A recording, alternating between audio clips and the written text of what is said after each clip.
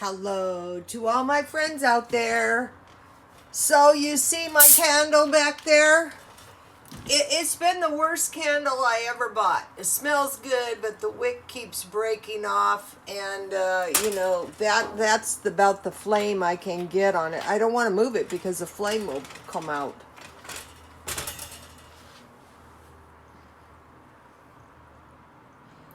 Bad Dollar Tree candle. Bad, bad, bad. Okay.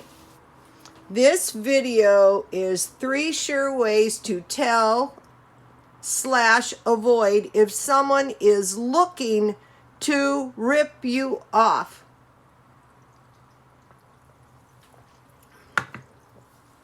I live alone, so I always have to be very careful. A person seems determined to get in your house. I think one of the most dangerous things is renters. So you have a manager, and they just seem determined to get into your house. They seem determined to check your fire alarms. Like, once they're installed, all you have to do is put the batteries in. They seem determined to get into your house, and when they're in your house, they're looking around, and they have a cell phone. What are they looking to do? Well, they're looking to document the contents of your apartment, and most likely this would go for anyone. They're looking to rip you off, to cause you harm, to do you damage. You don't want to let people you don't know in your house. That's dangerous. The best way for someone to rip you off is to get in your house and see what you got in there. Number 1, they seem determined to get into your house. Number 2, someone is loitering outside or around your house or the apartment complex you live in constantly. One time I was robbed, and the police said most likely it was the neighbors. So the most dangerous people for ripping you off is most likely your neighbors. It's not likely, unless you live in a really good neighborhood, that they're coming from outside of the area and casing your apartment.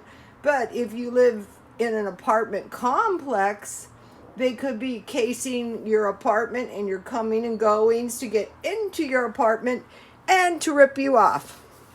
Now, this one is really bad because this means someone is already in your house. Things are out of place or small items are missing.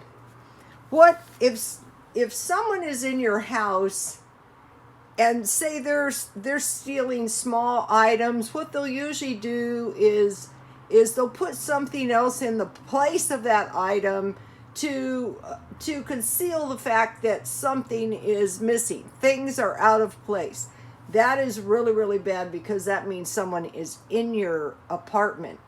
If you noticed, in the apartment I used to live in, I kept having to upgrade my alarms, but they do have surveillance, remote surveillance, so you can watch your apartment from your phone. And if you have any of it, if it's getting to this point, you want to move, or you want to remote view, or watch your apartment from. Apartments are the most dangerous. Anything is the most dangerous when somebody else has a key. Okay, now pretend you live in an apartment. This is bad. You see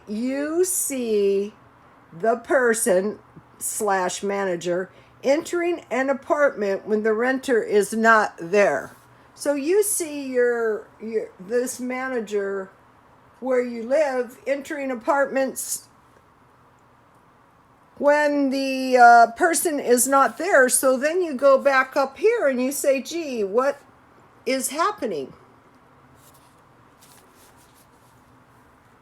Okay, one really bad thing is the neighbors are robbed.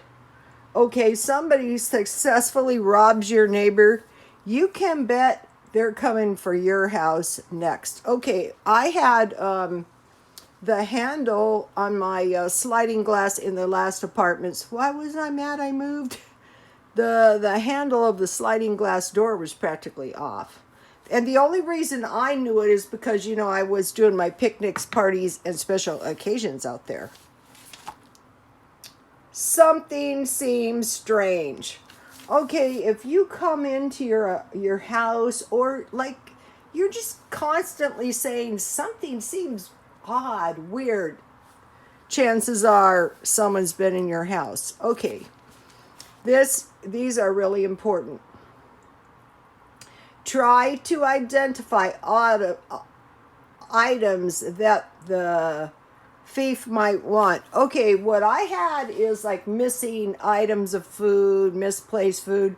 So what I did is I donated all the food. I got it out of my house to let that person know that, that food is not going to be there for you to rip off. I can get by very easily just buying food for one day. I'll just eat 30-cent burritos from Walmart. That won't bother me one bit. I'll be very happy. I'll get some tea and I'll eat some burritos. But mainly, you're going to want to move, but you want to avoid items that are going to attract a thief. Don't keep anything too valuable in your house, like cash. You don't want to keep anything that could make you a target for a dangerous thief. And I'm going to be doing some of these. Ways to avoid this kind of stuff, because if the economy gets very, very tight, then you're going to have to protect yourself in your house. That's why you want to have a weapon. And you want to be able to grow food. In that last apartment, if things were rough, growing food would be impossible there, and anything else. So, okay, you guys, God bless you all.